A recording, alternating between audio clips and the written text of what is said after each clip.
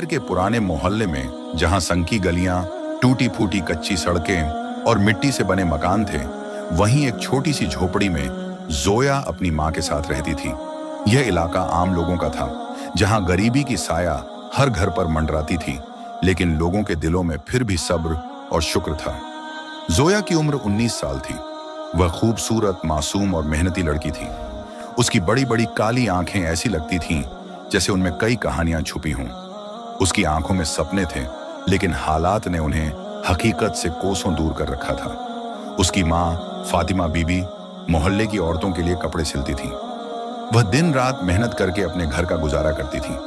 जोया भी अपनी मां का हाथ बंटाती, घर के छोटे छोटे काम करती और जब भी उसे वक्त मिलता अपने अब्बू की पुरानी किताबों को पढ़ती। जोया, बेटी जरा पानी ला दे, बहुत प्यास लगी है, फातिमा बीबी ने कहा। जोया ने जल्दी से लोटे में पानी भरा और मां को दिया। उनकी आंखों में थकान थी, लेकिन जब भी जोया उन्हें देखती वे मुस्कुरा देती। अम्मी, आज बाजार जाना है, कुछ सामान लेना है। बेटी देखो, अगर थोड़ा सस्ते में मिल जाए तो खरीद लेना, पैसे संभाल कर खर्च करना, हम अमीरों की तरह नहीं जो हर दिन सोने चांदी से खेले, फातिमा बीबी ने मुस्कुराकर कहा। जोया भी मुस्कुरा दी, लेकिन दिल के किसी कोने में तंगहाली का दर्द था। शहर के दूसरे छोर पर एक शाही महल था। यह शहजादा आर्यन का महल था, जो अपनी शाही जिंदगी से बेजार था। उसकी उम्र 25 साल थी। वह लंबा, हैंडसम और दिलचस्प शख्स था, लेकिन उसके दिल में एक अजीब सी बेचैनी थी। महल में सब कुछ था, नौकर चाकर, सुनहरी दीवारें, हीरे जवाहरात, लेकिन आर्यन की रूह को कभी सुकून नहीं मिला। उसे इस नकली दुनिया से नफरत थी। उसे अमीर और गरीब में फर्क करना पसंद नहीं था। वह अक्सर अपने महल से बाहर निकलकर शहर की असली दुनिया को देखने चला जाता। आर्यन, तुम फिर से महल से बाहर जाने का सोच रहे हो? उसकी मां बेगम साहिबा ने कड़े लहजे में पूछा। अम्मी, मुझे इस सोने के पिंजरे में बंद नहीं रहना, आर्यन ने गुस्से से कहा। बेटा, तुम्हारी शान और शौकत ही तुम्हारी पहचान है। बाहर की दुनिया तुम्हारे लिए नहीं बनी। मगर अम्मी, क्या मेरी अपनी कोई मर्जी नहीं? क्या मैं अपनी जिंदगी अपने तरीके से नहीं जी सकता? बेगम साहिबा चुप हो गईं। उन्होंने अपने बेटे को देखा, जिसने अपनी आंखों में एक अजीब सा दर्द छुपा रखा था। उस शाम हल्की बारिश हो रही थी। बाजार में भीड़ थी। जोया अपनी मां के लिए आटा और दाल लेने आई थी। वह सामान लेकर वापस जाने लगी, तभी एक तेज रफ्तार घोड़ा उसके पास से गुजरा और उसकी टोकरी से सारा सामान गिर गया। अल्लाह, ये क्या कर दिया? जोया गुस्से से पलटी। सामने एक नौजवान लड़का खड़ा था, लंबा, गोरा, नीली आंखें और शाही अंदाज।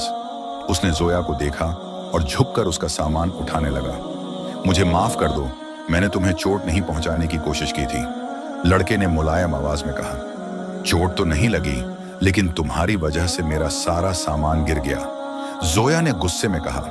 मैं उसकी भरपाई कर सकता हूं। नहीं चाहिए तुम्हारी मदद, मैं खुद उठा सकती हूं। जोया ने जल्दी से सामान उठाया और वहां से चली गई, लेकिन जाते जाते उसने एक बार पलट कर देखा।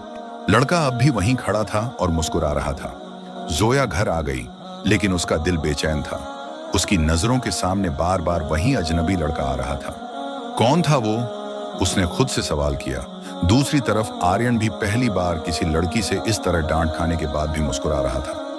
वह पहली बार किसी ऐसी लड़की से मिला था जो उसे शाही रुतबे से नहीं, बल्कि एक आम इंसान की तरह देख रही थी। अगले दिन जोया फिर बाजार गई। वहां उसे वही लड़का फिर से दिखाई दिया। क्या तुम फिर से मेरा रास्ता रोकने आए हो? जोया ने कहा। नहीं, मैं सिर्फ यह देखना चाहता था कि तुम ठीक हो या नहीं। मैं ठीक हूं, अब तुम जा सकते हो।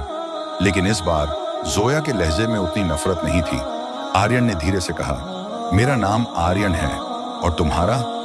जोया ने कुछ नहीं कहा, बस हल्की मुस्कान देकर चली गई। लेकिन आर्यन समझ गया कि यह पहली और आखिरी मुलाकात नहीं थी। आर्यन अब अक्सर बाजार जाने लगा और हर बार वह जोया को वहां देखता। धीरे धीरे जोया का दिल भी आर्यन की तरफ झुकने लगा, लेकिन जोया को अभी भी यह नहीं पता था कि वह एक शहजादा है। आर्यन और जोया की मुलाकातें अब आम हो चुकी थीं। वह हर रोज किसी न किसी बहाने बाजार जाता और जोया से मिलने की कोशिश करता। कभी वह सब्जी वाले से मोल भाव करती दिखती, तो कभी किसी गरीब बच्चे को कुछ खाने को देती। एक दिन जब वह एक गरीब औरत को खाना दे रही थी, तभी पीछे से एक जानी पहचानी आवाज आई। तुम हमेशा दूसरों के लिए इतना सोचती हो? जोया ने मुड़कर देखा। आर्यन मुस्कुरा रहा था। अगर अल्लाह ने हमें हाथ दिए हैं तो सिर्फ अपने लिए नहीं, दूसरों की मदद के लिए भी, जोया ने जवाब दिया। आर्यन उसकी बातों में गजब की सादगी और अच्छाई देखता था। उसकी सोच आम लड़कियों से बिल्कुल अलग थी। तो तुम भी दूसरों के लिए जीती हो? हाँ, मैं यही मानती हूं कि जब तक हम किसी और के काम ना आए तब तक जिंदगी का कोई मतलब नहीं। आर्यन उसकी बातें सुनकर हैरान था। एक गरीब लड़की की इतनी बड़ी सोच, शायद यही चीज उसे जोया की तरफ खींच रही थी। महल में माहौल धीरे धीरे बदल रहा था। बेगम साहिबा को यह भनक लग चुकी थी कि उनका बेटा रोज महल से बाहर जाता है और किसी लड़की से मिलता है। क्या हो रहा है आर्यन? तुम रोज रोज बाहर क्यों जा रहे हो? बेगम साहिबा ने सख्त लहजे में पूछा। अम्मी, मैं सिर्फ शहर घूमने जाता हूँ। झूठ मत बोलो, मैंने तुम्हें एक आम लड़की से बातें करते देखा है। आर्यन चुप हो गया। उसकी माँ की आवाज में गुस्सा था, लेकिन दिल में डर भी। तुम एक शहजादा हो, तुम्हारी शादी भी किसी शाही खानदान की लड़की से होगी। एक गरीब लड़की हमारी बहू नहीं बन सकती। अम्मी, लेकिन वो अलग है, उसकी सोच अलग है, वो इंसानियत के लिए जीती है। मगर वो तुम्हारे काबिल नहीं, बेगम साहिबा ने कहा और वहां से चली गई। आर्यन समझ गया कि अगर यह रिश्ता आगे बढ़ा तो यह आसान नहीं होगा। जोया अब तक नहीं जानती थी कि आर्यन कौन है। वह बस उसे एक अच्छा और नेकदिल इंसान समझती थी। एक दिन मोहल्ले में अचानक शाही घोड़े और सैनिकों का कारवां आया। पूरे बाजार में हलचल मच गई। लोगों ने दूर से देखा, शहजादा आर्यन अपने असली शाही लिबास में था। जोया की आंखें फैल गईं। उसे यकीन ही नहीं हुआ कि जिसे वह अपना दोस्त समझती थी वह एक शहजादा था। अल्लाह, क्या यह वही आर्यन है? आर्यन जोया के पास आया, लेकिन आज जोया की आंखों में वही मोहब्बत नहीं थी, बल्कि एक अजनबीपन था। तुमने मुझसे झूठ बोला? जोया ने गुस्से में कहा। नहीं, मैंने कभी झूठ नहीं कहा। मैंने बस तुम्हें अपनी पहचान नहीं बताई, आर्यन ने सफाई दी। लेकिन क्यों? तुम्हें क्या लगा कि एक गरीब लड़की इस सच्चाई को नहीं समझ पाएगी? आर्यन ने उसकी आंखों में दर्द देखा। जोया, मैंने तुमसे छुपाया नहीं, मैंने बस सही वक्त का इंतजार किया। लेकिन अब बहुत देर हो चुकी है शहजादे। जोया वहां से चली गई, लेकिन उसके दिल में अजीब सा दर्द था। जोया अब आर्यन से मिलने से बचने लगी। वह जानती थी कि एक गरीब लड़की और एक शहजादे की मोहब्बत नामुमकिन थी, लेकिन आर्यन इतनी आसानी से हार मानने वालों में से नहीं था। उसने जोया से मिलने की बहुत कोशिश की, लेकिन हर बार जोया उसे नजरअंदाज कर देती। जोया, मुझसे बात करो। एक दिन आर्यन ने उसे रास्ते में रोककर कहा। अब बात करने को बचा ही क्या है? जोया, मुझे तुमसे कोई फर्क नहीं पड़ता कि तुम गरीब हो या अमीर। मेरे लिए तुम सिर्फ जोया हो, मगर तुम्हारी दुनिया तुम्हें मेरे साथ कभी नहीं रहने देगी आर्यन। यह हकीकत है और इसे तुम बदल नहीं सकते। आर्यन पहली बार खुद को लाचार महसूस कर रहा था। आर्यन की मां ने अब अपनी सख्ती बढ़ा दी थी। उन्होंने फैसला कर लिया कि आर्यन की शादी जल्द से जल्द किसी शाही खानदान की लड़की से कर दी जाएगी। शहजादा, तुम्हारी शादी बेगम सलमा की बेटी से तय हो चुकी है। आर्यन के पैरों तले जमीन खिसक गई। मैं यह शादी नहीं करूंगा। अगर तुमने हमारी बात नहीं मानी तो तुम्हारी हुकूमत छीन ली जाएगी। आर्यन अब मुश्किल में फंस चुका था। या तो वह अपने प्यार के लिए लड़ता या अपनी हुकूमत को बचाता। जोया को जब यह खबर मिली कि आर्यन की शादी तय हो गई है तो वह अंदर से टूट गई। मुझे पता था कि यही होगा। जोया ने फैसला किया कि अब उसे अपनी जिंदगी की हकीकत को मान लेना चाहिए। उसने मोहल्ला छोड़ने का फैसला किया। अम्मी, हमें शहर से चले जाना चाहिए। यहां अब हमारे लिए कुछ नहीं बचा। फातिमा बीबी ने अपनी बेटी की आंखों में दर्द देखा। बेटी, ये मोहब्बत आसान नहीं थी, लेकिन क्या तुम इसे इतनी आसानी से छोड़ सकती हो? शादी को कबूल कर लिया? आर्यन ने हल्की मुस्कान के साथ जवाब दिया। हसन, जिस इंसान से मैं मोहब्बत करता हूं वह अब इस शहर में नहीं है और मैं ये शादी नहीं करना चाहता, लेकिन मुझे मजबूर किया जा रहा है। तो फिर आप चुप क्यों बैठे हो?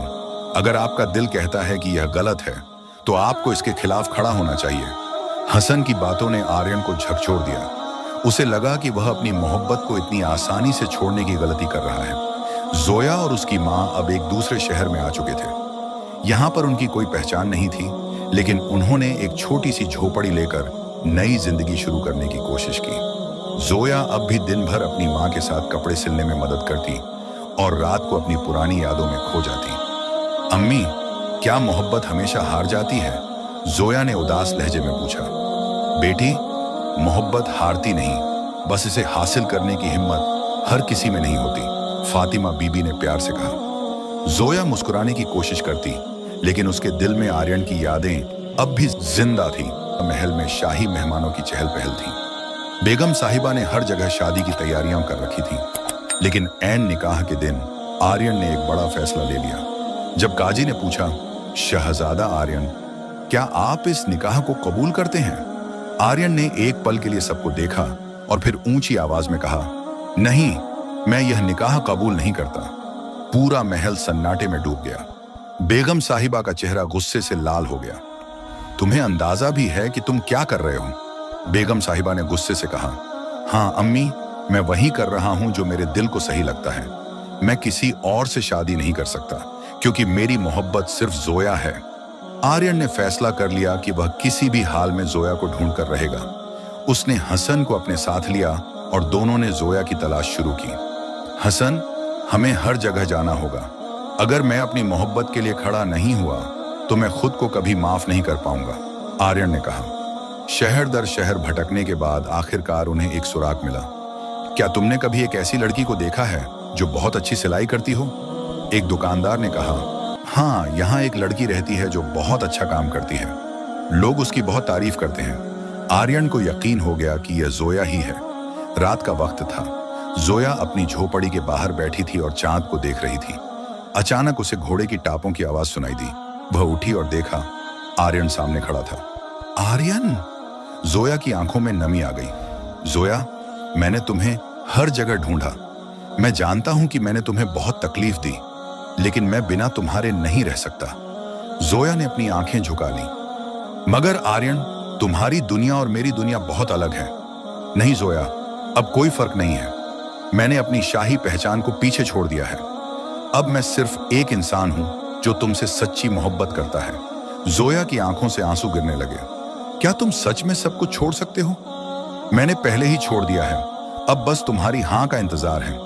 आर्यन ने जोया को अपने घोड़े पर बिठाया और वापस शहर लेकर आया। जब वे महल पहुंचे तो बेगम साहिबा उन्हें देखकर हैरान रह गईं। तो तुम उसे वापस ले ही आए? उन्होंने गुस्से से कहा। आर्यन ने सिर झुका दिया। अम्मी, अगर आप चाहें तो मुझे इस महल से निकाल सकती हैं, लेकिन मैं जोया को नहीं छोड़ सकता। बेगम साहिबा ने जोया को देखा। उनकी आंखों में सादगी और सच्चाई थी। उन्होंने एक गहरी सांस ली और कहा, शाही महल रोशनी से जगमगा रहा था। शहजादा आर्यन और जोया की शादी पूरे शहर के लिए एक मिसाल बन गई थी। लोगों को यकीन नहीं हो रहा था कि एक गरीब दर्जी की बेटी अब इस महल की बेगम बन चुकी है। लेकिन जोया के लिए यह सब आसान नहीं था। वह भले ही अब शाही महल में थी, लेकिन उसकी सादगी, उसकी मासूमियत अब भी वैसी ही थी। शादी की पहली सुबह जोया अपने कमरे में थी जब एक पुराने नौकर ने उसके लिए नाश्ता लाने से इनकार कर दिया। हमें एक गरीब लड़की की खिदमत करने की आदत नहीं है, उसने तंज कसते हुए कहा। जोया को यह सुनकर दुख हुआ, लेकिन उसने कुछ नहीं कहा। वह जानती थी कि उसे अपने प्यार और अच्छे बर्ताव से इन सब का दिल जीतना होगा। बेगम साहिबा भले ही शादी के लिए मान गई थी, लेकिन उन्होंने अभी तक जोया को पूरी तरह से अपनाया नहीं था। एक आम लड़की हमारी शाही परंपराओं को नहीं समझ सकती, उन्होंने अपनी खास सहेली बेगम जरीन से कहा। आपको इसे रोकना होगा बेगम साहिबा। कहीं ऐसा ना हो कि वह धीरे धीरे पूरे महल को अपने हक में कर ले, बेगम जरीन ने आग में घी डालते हुए कहा। और फिर शुरू हुई जोया के खिलाफ साजिशों की एक नई कहानी। जोया को धीरे धीरे महसूस होने लगा कि महल में हर कोई उसे अपनाने को तैयार नहीं था। एक दिन महल की रसोई में शाही मेहमानों के लिए खाना बन रहा था। बेगम साहिबा ने जोया से कहा, अगर तुम इस महल की असली बहू बनना चाहती हो तो हमें अपनी काबिलियत दिखाओ। यह खाना तुम्हें खुद बनाना होगा। जोया ने बिना किसी झिझक के हामी भर दी। उसने पूरे दिल से खाना बनाया, लेकिन जब खाना परोसा गया तो एक महिला बेहोश हो गई। इस खाने में जहर मिलाया गया था, किसी ने चिल्लाकर कहा। पूरा महल सनसनी से भर गया। बेगम साहिबा ने गुस्से से कहा, देखा, मैंने पहले ही कहा था कि यह लड़की इस महल के काबिल नहीं है। जोया के लिए यह बहुत बड़ा इल्जाम था। आर्यन वहां पहुंचा और बोला, जोया कभी ऐसा नहीं कर सकती, इसमें जरूर कोई साजिश है। लेकिन महल के नियम सख्त थे। अगर जोया दोषी साबित हुई तो उसे महल छोड़ना पड़ेगा। जोया ने खुद को निर्दोष साबित करने का फैसला किया। उसने किचन के सभी नौकरों से पूछताछ की, लेकिन कोई भी सच बताने को तैयार नहीं था। फिर उसे महल की एक पुरानी नौकरानी से पता चला कि बेगम जरीन ने खुद रसोई में जाकर कुछ मिलाया था। जोया ने यह बात आर्यन को बताई। अगर यह सच है तो हमें इसे साबित करना होगा, आर्यन ने कहा। महल में एक गुप्त सभा बुलाई गई जहां सभी मौजूद थे। जोया ने बेगम जरीन को चुनौती दी, अगर आप निर्दोष हैं तो इस खाने को खुद खाकर दिखाइए। बेगम जरीन डर गईं और पीछे हट गईं। सच खुद ब खुद सामने आ गया, आर्यन ने कहा। बेगम साहिबा ने पहली बार महसूस किया कि जोया सिर्फ एक आम लड़की नहीं थी, बल्कि एक समझदार और बहादुर इंसान थी। इस घटना के बाद धीरे धीरे महल के लोग जोया को अपनाने लगे। जहां पहले नौकर उसकी बात नहीं मानते थे, अब वे उसे बेगम साहिबा की तरह इज्जत देने लगे। एक दिन बेगम साहिबा खुद जोया के पास आईं और कहा, मैंने तुम्हें गलत समझा था, लेकिन अब मुझे यकीन हो गया है कि तुम इस महल की असली रानी बनने के काबिल हो। जोया की आंखों में आंसू आ गए। आर्यन ने उसे प्यार से देखा और कहा, मैंने तुमसे कहा था ना, अगर मोहब्बत सच्ची हो तो सारी मुश्किलें खुद ब खुद खत्म हो जाती हैं। जोया मुस्कुरा दी। महल में अब सब कुछ बदल चुका था। जोया, जिसे कभी यहां आने का हक नहीं दिया जा रहा था, अब इस शाही परिवार की बहू और आने वाली रानी बन चुकी थी। महल के लोग जो कभी उसके खिलाफ थे, अब उसकी इज्जत करने लगे थे। बेगम साहिबा, जिन्होंने उसे अपनाने में सबसे ज्यादा वक्त लिया, अब खुद उसे अपनी बेटी की तरह प्यार करने लगी थी। जोया, तुमने साबित कर दिया कि एक अच्छी बीवी होने के साथ साथ तुम इस शाही घराने की असली वारिस भी हो, बेगम साहिबा ने प्यार से कहा। जोया की आंखों में खुशी के आंसू थे। उसने अपनी मोहब्बत और नेक दिली से सबका दिल जीत लिया था। लेकिन जब सब कुछ ठीक लगने लगा था, तभी महल में एक नया तूफान आने वाला था। आर्यन और जोया की शादी को 6 महीने हो चुके थे और महल में हर कोई खुश था। लेकिन एक रात अचानक जोया के कमरे में एक खत मिला। अगर तुमने यह महल नहीं छोड़ा तो बहुत जल्द तुम अपनी सबसे प्यारी चीज को खो दोगी। जोया यह पढ़कर डर गई। उसने यह बात सबसे छिपा ली, लेकिन उसके दिल में डर बैठ गया। जोया ने खुद इस राज को जानने की ठानी। रात को वह छुपकर महल की पिछली गलियों में जाने लगी। वहां उसने देखा कि बेगम जरीन किसी अजनबी से मुलाकात कर रही थी। अगर जोया महल में रही तो वह इस पूरे राज्य की मलिका बन जाएगी, तो फिर हमें उसे हटाना होगा, उस आदमी ने कहा। जोया ने यह सब सुन लिया। उसे समझ आ गया कि यह साजिश अब भी जारी थी। जोया ने आर्यन को सारी बात बताई। यह बहुत हो गया, मैं अब इसे और बर्दाश्त नहीं कर सकता, आर्यन गुस्से से बोला। उसने बेगम जरीन को दरबार में बुलाया और कहा, आपने हमारी जिंदगी में पहले भी जहर घोलने की कोशिश की थी और अब भी वही कर रही हैं, लेकिन इस बार आपको इसकी सजा मिलेगी। बेगम जरीन घबरा गई। मुझे माफ कर दीजिए शहजादे, लेकिन अब बहुत देर हो चुकी थी। आपको यह महल छोड़कर जाना होगा, और अगर आपने फिर से कोई चाल चली तो इसकी सजा और भी सख्त होगी। के बाद आर्यन और जोया को कोई नहीं रोक पाया। उन्होंने पूरे राज्य के लिए नई नीतियां बनाई, गरीबों की मदद की और एक नया इतिहास लिखा। कुछ साल बाद जोया और आर्यन के घर एक प्यारी सी बेटी का जन्म हुआ। महल में खुशियों की लहर दौड़ गई। हमारी नन्ही शहजादी हमारी मोहब्बत की सबसे खूबसूरत निशानी है, आर्यन ने जोया से कहा। जोया ने अपनी बेटी को गोद में लिया और सोचा, कभी मैं एक गरीब लड़की थी जिसे इस महल में आने का हक नहीं था, लेकिन आज मेरी बेटी इस महल की वारिस है। शायद किस्मत की तहरीर को कोई मिटा नहीं सकता। जोया ने अपने प्यार और सब्र से यह साबित कर दिया कि इंसान की पहचान उसके दिल से होती है, न कि उसकी हैसियत से। आज वह सिर्फ एक गरीब लड़की नहीं थी, बल्कि इस राज्य की सबसे ताकतवर और सबसे प्यारी मलिका थी।